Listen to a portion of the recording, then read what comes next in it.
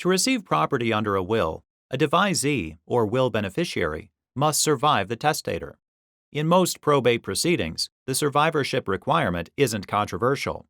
But if the deaths of a testator and devisee are close in time, as in Estate of Villwock, survivorship can be a hotly contested issue. Roy Villwock's will stated that upon his death, his entire estate passed to his wife, June Villwock. It didn't discuss disposition if June predeceased Roy or required June to survive Roy for any specified period. June's will provided that her estate was to be divided among specified family members. In July of 1985, Roy and June were severely injured in a car accident.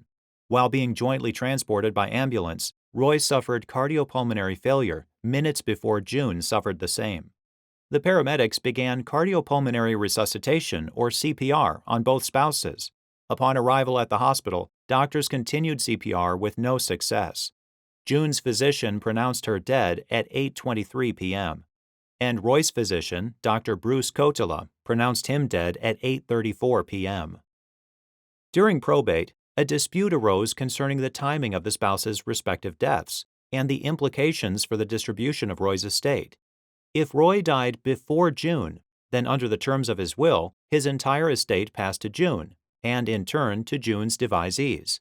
But Mary Heinz, Roy's daughter from a previous marriage, argued that Roy and June died simultaneously, and consequently, under state law, Roy's will was to be probated as if he survived June.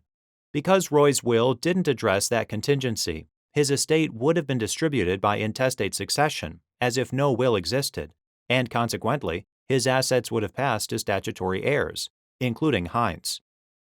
At the probate hearing, Kotila, a certified doctor with almost a decade of emergency medicine experience, testified that Roy's cardiopulmonary failure in the ambulance was irreversible. Based on that testimony, the trial court held that Roy died in the ambulance before June.